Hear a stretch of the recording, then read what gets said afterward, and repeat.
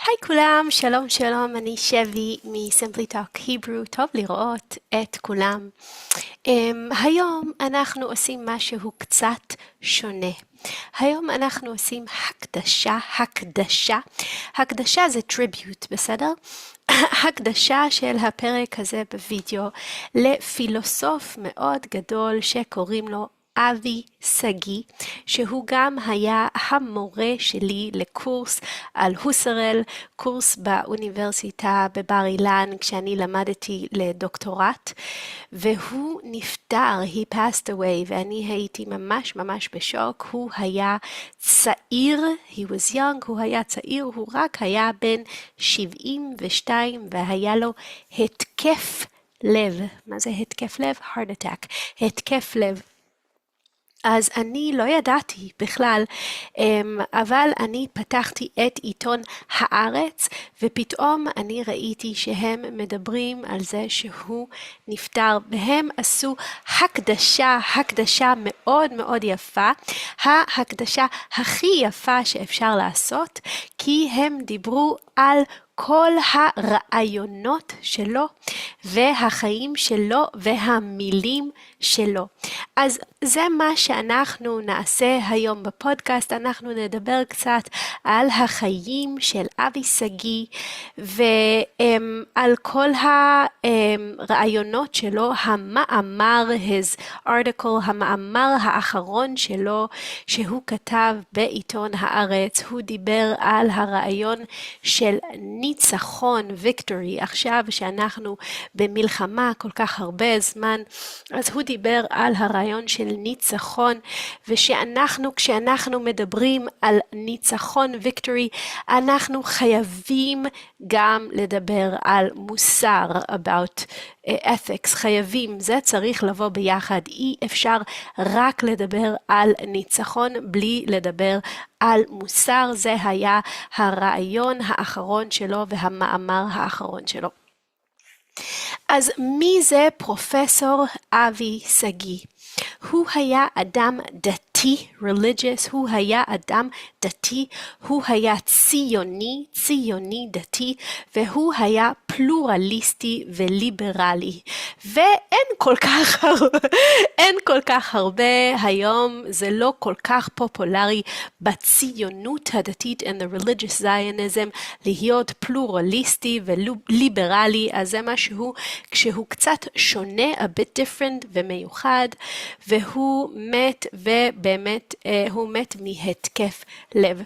שגיא, פרופסור שגיא, הוא היה פילוסוף, והוא חקר פילוסופיה יהודית, בסדר? הוא ספציפית היה מעוניין בפילוסופיה של יהודים, והוא היה פרופסור בבר אילן באוניברסיטה, ושם הוא היה הראש של התוכנית, the program, הראש של התוכנית ללימודים של פרשנות זה interpretation, פרשנות ותרבות, interpretation and culture, בסדר?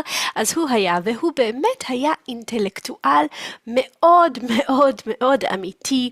הוא קיבל פרס ביאליק, הוא כתב 50 ספרים ומאות מאמרים זה articles, מאות מאמרים.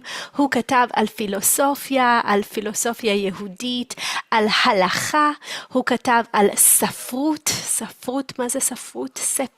ספרות זה literature, הוא כתב על ספרות, הוא כתב על תרבות, culture, והוא באמת היה כותב הרבה מאוד. ומה שמאוד מעניין גם למי שקצת רוצה להבין את הפוליטיקה בישראל, הוא אחד מהאנשים שכתב מסמך זה document, שקוראים לו רוח צהל. מה זה רוח צהל? The spirit of the IDF, בסדר? אז מה זה המסמך של רוח צהל? כשאנשים הולכים לצבא, to the army בישראל, וזה הצבא של העם, כמעט כולם הולכים לצבא, הם צריכים להבין למה ומה הם עושים שם. אז יש כזה מסמך הוא קטן שהוא מסביר למה אנחנו פה, בסדר? ויש שם הרבה ערכים זה values, בסדר? אז יש שם ערכים כמו הגנה, defense, אהבה של אנשים, אהבה של המולדת, ה-homeland, אבל גם יחד עם זה יש גם ערכים של כבוד האדם, the honor of a person, לא משנה אם הוא מהו, מיהו, אם הוא גבר או אישה, אם הוא חשוב או לא חשוב, צריך לכבד את כולם. יש ערכים של אחריות, responsibility, של אמינות, של honesty, של רעות זה fraternity, חיי אדם, לשמור על החיים של האדם, ואחד הדברים הכי מפורסמים, the most famous, הכי מפורסמים פה בישראל, קוראים לזה טוהר הנשק. טוהר הנשק, מה זה נשק? נשק זה ammunition, בסדר? או weapon, בסדר? טוהר זה purity, נכון? אז טוהר הנשק זה purity of arms, בסדר? זה משהו שכולם פה בישראל מכירים, יש על זה הרבה דיבורים, מה זה בדיוק אומר? כל הדברים האלה זה במסמך in the document שקוראים לו רוח צהל, the spirit of the IDF, שזה בעצם באמת ה-ethic code of the IDF, בסדר? ואבי סגי הוא כתב את הדבר הזה יחד עם עוד אנשים, וגם בישראל יש לנו, אם מישהו לא רוצה ללכת לצבא, to the army, והוא אומר, המצפון, my conscience, אולי אני פציפיסט, אולי אני משהו כזה, אז הוא יכול ללכת ולדבר עם committee, עם ועדה, ולדבר, אז אבי סגי הוא היה בוועדה בתוך צהל, in the IDF, שמדברת עם אנשים צעירים שרוצים לקבל פטור, to get an exempt, ולא ללכת לצבא, בגלל שהם לא רוצים להיות בצבא, אז הוא גם היה בזה. אז הוא היה מאוד בפנים הפוליטיקה בישראל, אתם מבינים כבר איזה סוג, what kind, איזה סוג של פוליטיקה מאוד הומניסטית, מאוד ליברלית, אבל הוא גם היה מאוד דתי. הוא כתב, שני הספרים האחרונים שהוא כתב היו ספרים על ייאוש, despair, ועל תקווה, hope, בסדר? זה היה. הוא נולד בשנה 1953. הוא נולד בעיר קטנה שקוראים לה בת ים. היום היא לא כל כך קטנה, והמשפחה שלו קראו לה שוויצר או שוויצר. המשפחה שלו הייתה כמוהו ציונית דתית, והוא גדל בשכונה חרדית, אולטרה אורתודוקס. בסדר, הוא היה בבני עקיבא, והוא היה כל הזמן בישיבה ובצבא, והוא גר הרבה מאוד זמן בבני ברק. והוא למד בבר אילן, הוא למד פילוסופיה, הוא למד פילוסופיה יהודית, שזה גם מה שאני למדתי בבר אילן, לא משווה, I don't compare, אבל אני למדתי, לכן הוא היה המורה שלי. הוא למד פילוסופיה יהודית תלמוד. ואת הדוקטורט שלו הוא כתב על קירקגור, הוא כתב על דת, religion ואקזיסטנציאליזם, אוקיי? על דת ואקזיסטנציאליזם אצל קירקגור.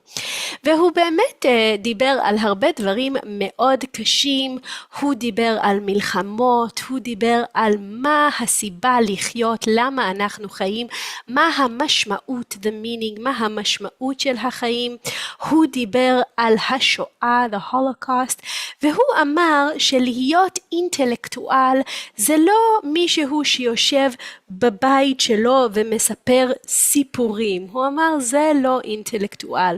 הוא אמר אני רוצה להיות בתוך העולם. הוא אמר אני רוצה להיות ולשנות את החברה ולהשפיע and to have an effect. הוא אמר אני יהודי ואני שומר תורה, אני שומר תורה ואני שומר מצוות כמו האבות שלי. אבל אני לא רוצה להגיד שאני אורתודוקסי או אני רפורמי או אני זה לא. אני שומר תורה ואני שומר מצוות ואני פלורליסט ואני ליברל. ואז הוא אמר, ובגלל שאני פלורליסט, אז אני אומר, זה היהדות שלי, this is my Judaism, ואני יודע שלאנשים אחרים יש יהדות אחרת, a different Judaism, בסדר? זה מאוד מאוד מעניין. הוא אמר, אני דתי, אני מאוד נאמן, I'm faithful, אני נאמן להלכה, אבל בגלל שאני פלורליסט, אני יודע שלאנשים אחרים יש רעיונות אחרים. זה מאוד מאוד מעניין, ואני חושבת שזה קצת קשה להיות ככה בן אדם שהוא מאוד מאוד חזק עם הרעיונות שלו, בעיקר אם זה דת, if it's religion, הוא מאוד מאוד חזק, מאוד נטוע, grounded, נטוע עם הרעיונות שלו, אבל עדיין להגיד, ולאחרים יש רעיונות אחרים. Others have different ideas, ואנחנו דיברנו על זה בווידאו על ציונות, זייניזם ויהדות and Judaism, שחז"ל אומרים כשם שפרצופיהם שונים, as their faces are different, ככה דעותיהם שונות. So are their opinions are different, בסדר? והוא אמר שהוא לא אוהב את זה, אפילו שהוא מאוד מאוד דתי, very religious, הוא מאוד דתי, הוא אמר, אני לא אוהב שכל המדינה, the country, היא מתחת, היא מתחת הרבנים, בסדר? הוא אמר, זה עושה בעיה גדולה, בגלל שעכשיו אנחנו לא צריכים להיות במציאות, in reality, בסדר?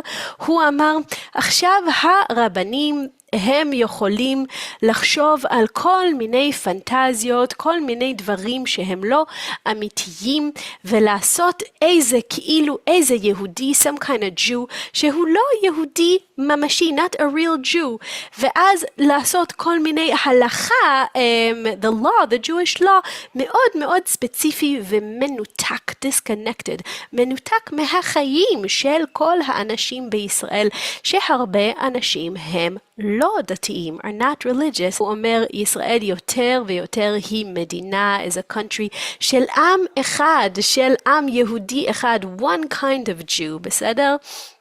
ואז הוא אמר, יש גם רפורמים, ובאמריקה יש כל כך הרבה רפורמים, ופה יש לנו אנשים שאומרים שרפורמים הם לא יהודים, זה בעיה, וזה בעיה מאוד מאוד גדולה. ואז הוא דיבר גם באמת על ניצחון, אוקיי? אז זה מה שאמרנו לפני זה. מה זה ניצחון? victory. הוא אמר שכשאנחנו מסתכלים על ניצחון, victory, ואנחנו חושבים שהניצחון זה הדבר הכי חשוב. לא משנה מה. לא משנה מה, צריך להגיע לניצחון. ואנחנו לא יודעים שהניצחון הוא מתחת הרעיונות שיש ברוח צה"ל, in the code of ethics, של מלחמה צודקת, a justified wars. אז הוא אמר, כשאנחנו עושים את זה, זה בעיה מאוד מאוד מאוד גדולה, וזה בעיה שאנחנו שוכחים מי אנחנו, ואנחנו נהיים בעולם שבו אנחנו מנותקים, we're disconnected מהמשפחה של כל העמים, from all the family of nations, בסדר? הוא אמר, אנחנו פה בישראל, הוא אומר, אנחנו פה בישראל, אנחנו רואים, אנחנו מרגישים, אנחנו יודעים מה קורה כשטרוריסטים באים והם לא רואים שום דבר, הם לא רואים אותנו כבני אדם, they don't see us as human, והם לא חושבים על כלום, הם רק מנסים לנצח.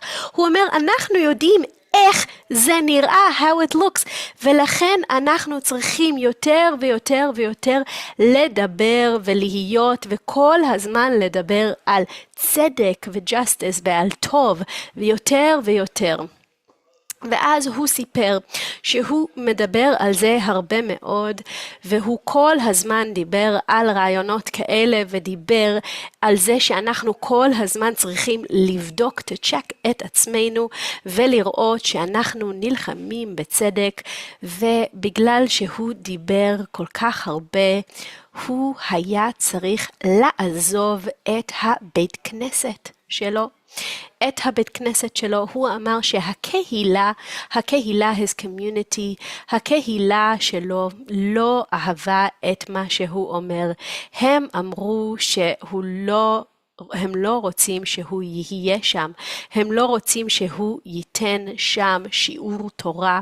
הם אמרו, אתה כותב את רוח צהל, the spirit of the IDF, ואתה אומר שצהל, the IDF, שבר את הרעיון של טוהר הנשק, ככה הוא אמר. הוא אמר שה-IDF שבר את העיקרון, the principle, שבר את הפרינציפל של טוהר הנשק, the purity of arm. והם לא אהבו את מה שהוא אמר על ניצחון. ואז הוא אמר, יש אנשים בציונות הדתית, in the religious Zionism, והוא אמר, הם אומרים, אנחנו הטוב. אנחנו טוב, והם רעים, בסדר? אנחנו טוב מוחלט, we are the ultimate good, והם הרעים המוחלטים, they're the ultimate bad.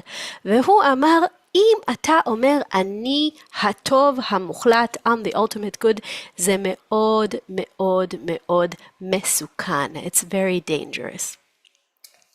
הוא כתב, זה מאוד מאוד מעניין ומאוד מאוד, באמת אני מבינה שאנשים כעסו עליו.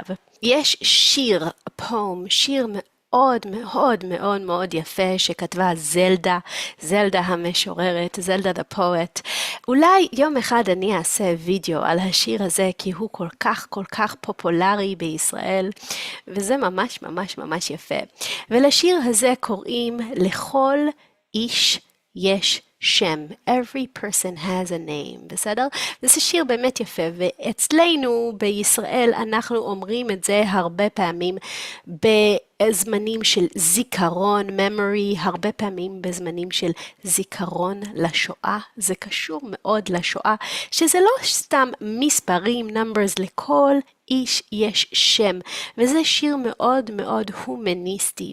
והוא מאוד בשבילנו, מאוד מאוד מדבר על הסבל, הסבל שלנו, שאנחנו היהודים הרבה פעמים בזמן של ההיסטוריה, אנשים לא ראו אותנו כאנשים עם שמות, ראו אותנו כמו יהודים, לא בני אדם. ואז אבי שגיא לקח את השיר הזה, והוא אמר, גם בעזה לכל איש יש שם. והוא כתב מאמר, an article, והוא אמר, מה?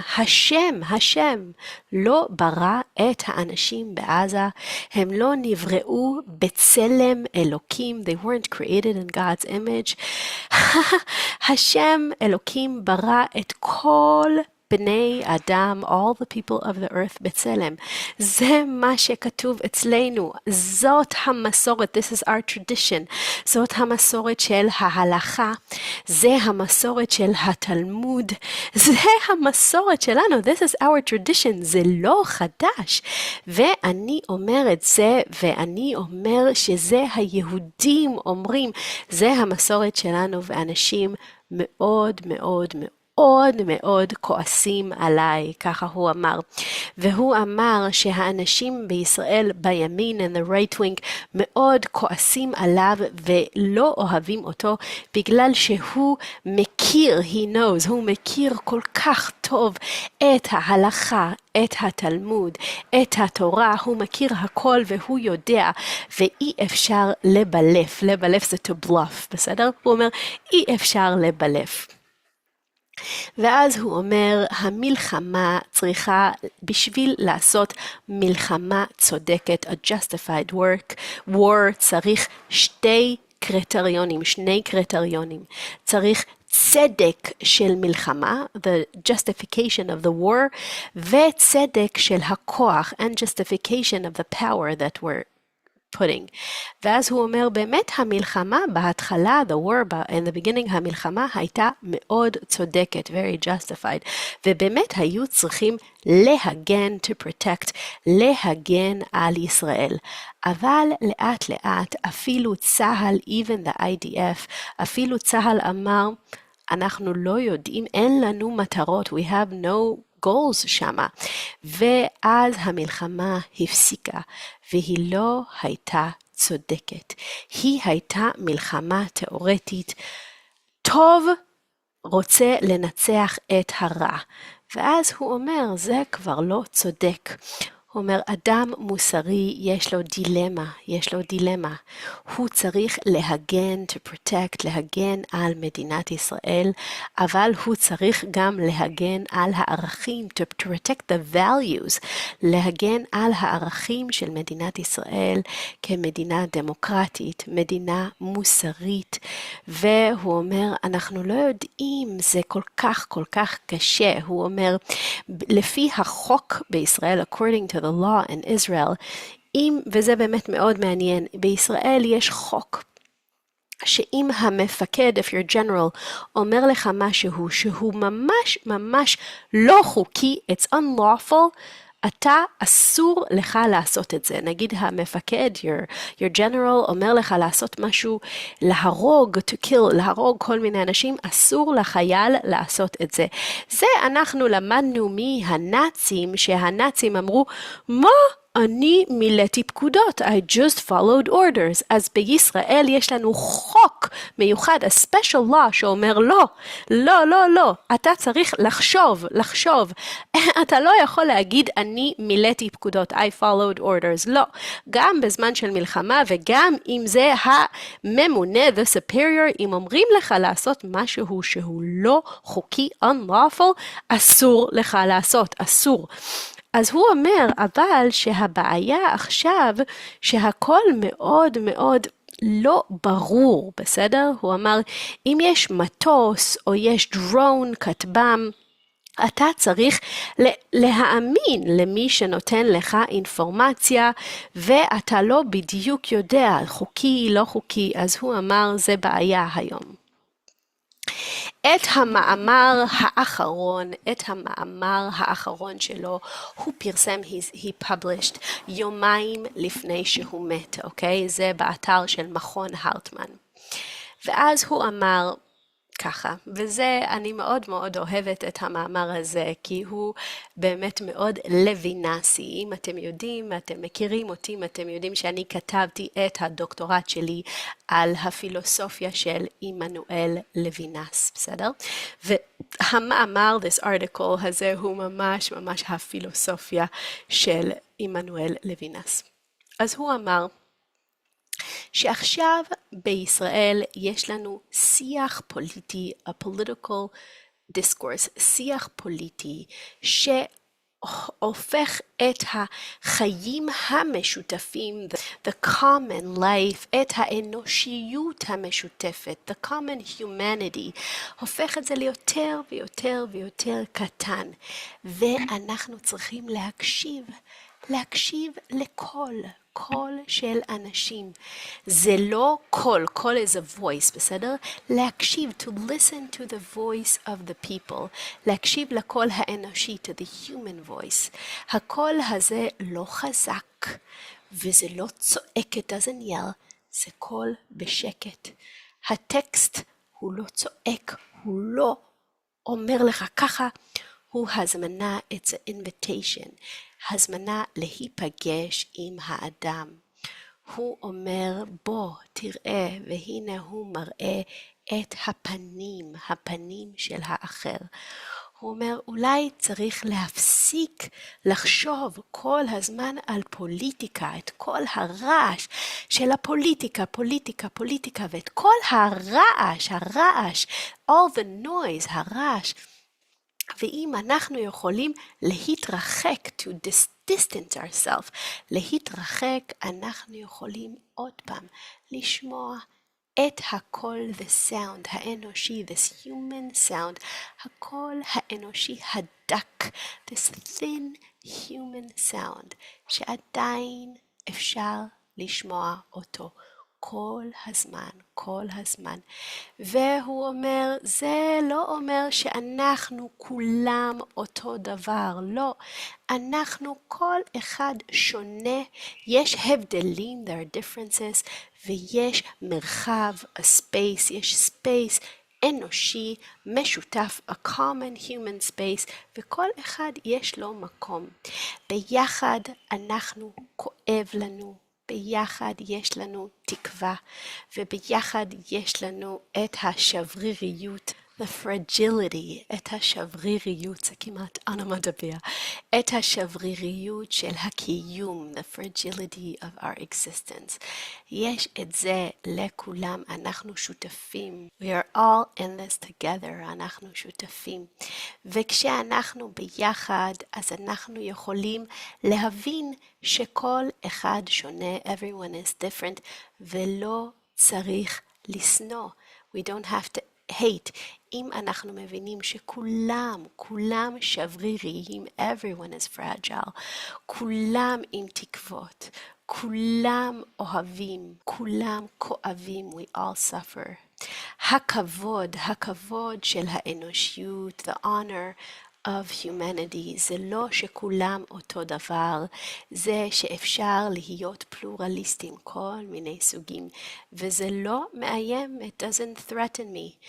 ואז הוא אומר, זה כל כך לוינסי ממש, הוא אומר, אם אני חושב איך לכבד את האדם השני, to give honor, to honor the other person, אני צריך להבין שאסור להשתלט, you can't try to control, אסור להשתלט.